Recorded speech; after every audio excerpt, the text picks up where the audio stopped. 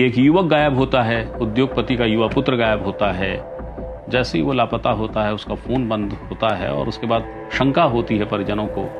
वो कुछ ही घंटों के भीतर गुमशुदगी की रिपोर्ट दर्ज कराते हैं। संजीव मंडल का पुलिस को दिया बयान ये कहता है कि उसने गोली मारी। गोली मारने के बाद वो उतरने के बाद वो बैग लेकर चला गया। बाद में जाकर बैग में देखा तो उसमें एक नहीं 3 पिस्टल थी।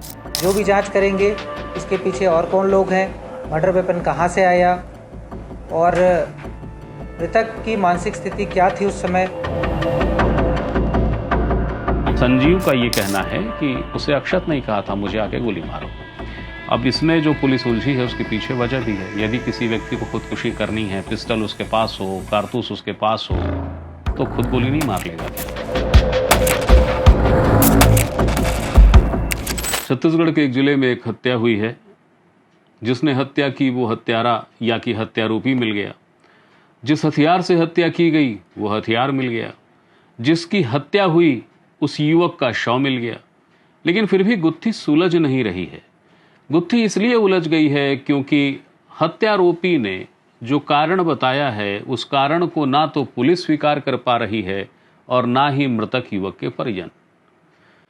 नमस्ते, मेरा नाम है याज्ञवल्क्य। क्या है मसला, कौन सी ये घटनाक्रम है, कहां हुआ है ये जिससे कि मामला पेचीदा हो गया है। हैरान है सारे के सारे लोग, फिर चाहे मृतक के परिजन हैं जो शोक में डूबे हुए हैं या फिर पुलिस जो कि इस मामले की विवेचना कर रही है और बार बार उलझ जा रही है।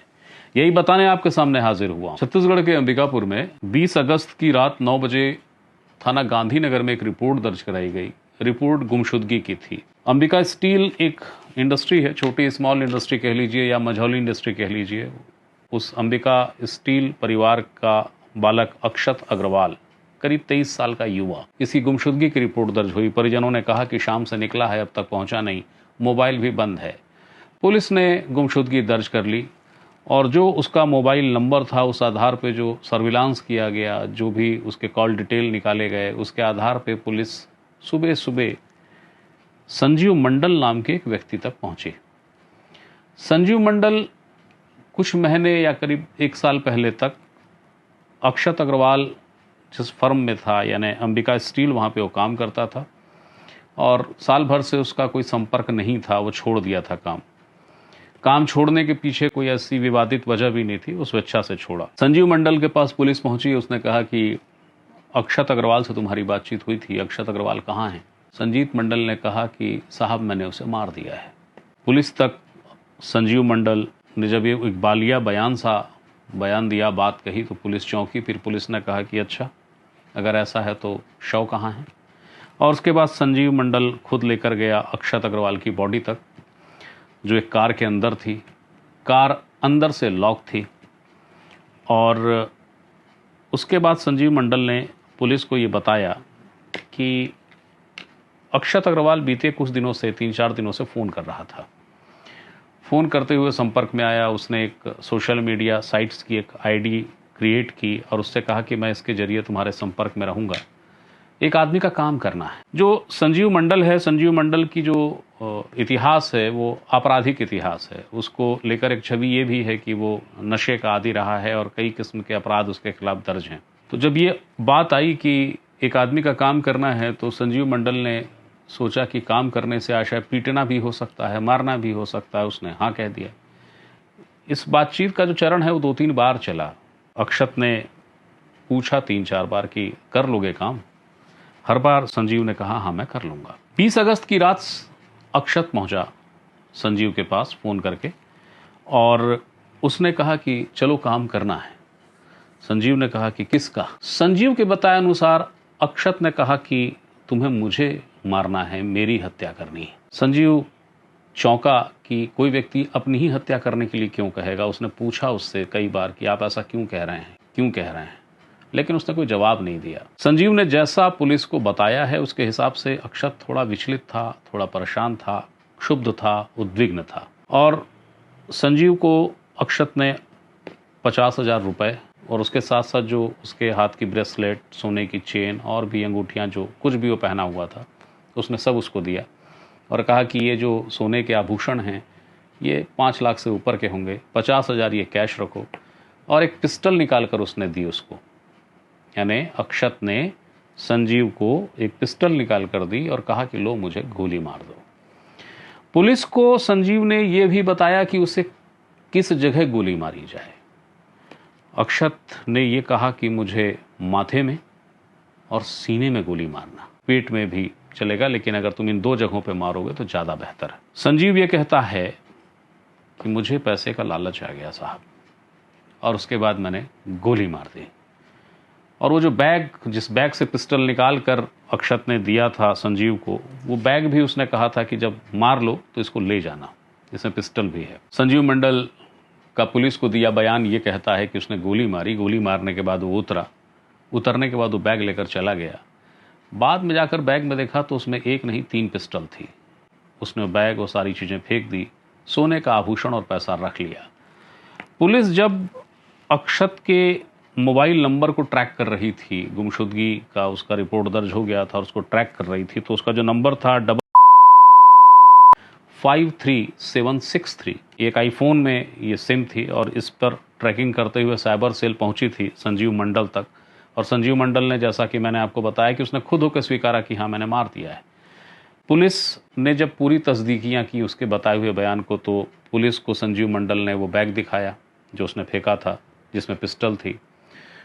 संजीव मंडल ने सोने के आभूषण जो उसको दिए गए थे, जो उसके बताए अनुसार अक्षत नहीं उसको दिए थे, वो पुलिस को सौंपे। वो 50,000 रुपये में से 48,000 रुपये बरामद किए पुलिस ने, वो भी संजीत ने ही बताए। जिस जगह अक्षत का शव था उस जगह भी लेकर संजीव ही गया। सारी चीज़ें मैच हो गई। इससे प्रमाणित होने लगा कि हाँ, जो संजीव मंडल बता रहा है उसमें गलती नहीं है, मारा है इसने। लेकिन जो विषय था, हत्या की वजह, उसने उलझा के रख दिया। इस पूरे घटनाक्रम को लेके एसपी सरगुजा ने जो कहा है, जरा पहले सुनिए उसको। एसपी सरगुजा बता रहे हैं कि संजीव मंडल ने पुलिस को यह बताया है कि अक्षत अग्रवाल ने ही कहा कि मुझे गोली मार दो, और 3 बुलेट इंजरी उसके बॉडी पे मिली भी, जो उसकी मौत का कारण है। लेकिन यह कारण जो बता रहा है संजीत मंडल, ये पुलिस के पल्ले पड़ नहीं रहा है, न पुलिस के और ना ही अक्षत के परिजनों के।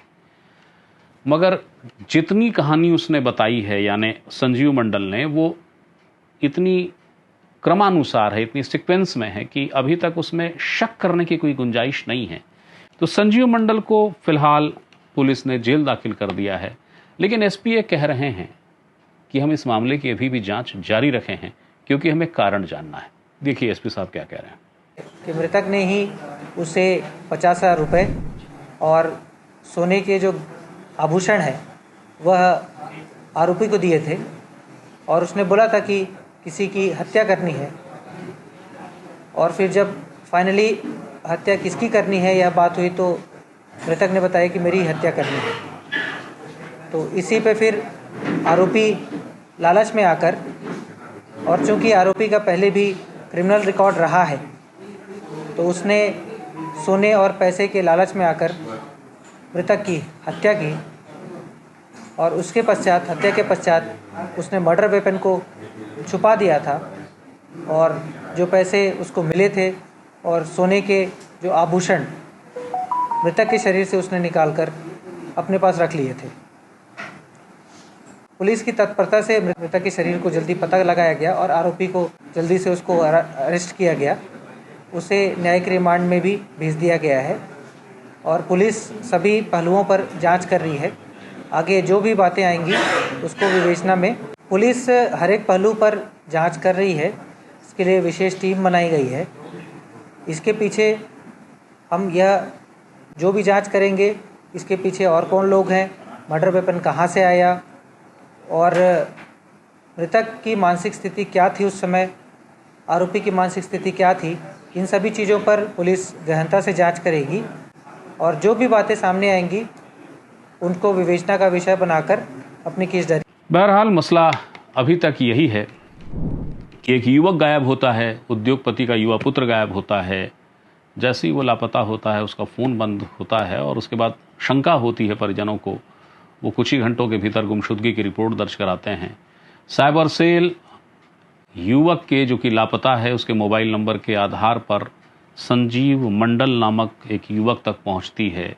संजीव मंडल कहता है कि हाँ साहब, अक्षत अग्रवाल मिला था, मैंने उसे गोली मार दी है। उसने मुझे 50,000 रुपये दिए, सोने के आभूषण दिए, कहा कि ये रख ले और मुझे गोली मार दे। उसने ये भी बताया कि मुझे कहाँ गोली मारना, शरीर में किस जगह। वो पूछते रहा कि क्यों मारना है, आप अपने आप को क्यों मरवाना चाहते हैं, लेकिन अक्षत ने उसे बताया नहीं। लेकिन अक्षत उद्विग्न था, परेशान था, विचलित था, क्षुब्ध था। संजीव मंडल कहता है कि पैसे के लालच में आ गया साहब, इसलिए गोली मार दी। इसके अलावा कारण के रूप में कुछ नहीं बता रहा। यानी संजीव का ये कहना है कि उसे अक्षत नहीं कहा था मुझे आके गोली मारो। अब इसमें जो पुलिस उलझी है उसके पीछे वजह भी है। यदि किसी व्यक्ति को खुदकुशी करनी है, पिस्टल उसके पास हो, कारतूस उसके पास हो, तो खुद गोली नहीं मार लेगा क्या? दूसरी चीज, यदि कोई क्षुब्ध व्यवस्था थी, कुछ कारण से क्षुब्ध था, मानसिक रूप से विचलित था, तो उसका कारण क्या हो सकता है? पुलिस ये भी तलाश रही है कि एक बार यदि ये मान लें, क्योंकि अभी इस बात को मानने के अलावा पुलिस के पास विकल्प नहीं है कि संजीव मंडल जो कह रहा है उसको खारिज कर दिया जाए। ये भी सही है कि अभी तक पुलिस ये तय नहीं कर पाई है कि इतनी विचित्र बात को कैसे स्वीकारा जा सकता है इतनी आसानी से, कि कोई कहे मुझे गोली मार दो और मैं गोली मार दूं और उसके बाद वो पैसे ले ले और लेकर चला जाए। तो ये कारण कुछ स्वीकार्य नहीं है। अक्षत के परिजन भी इस कारण को नहीं स्वीकार रहे हैं।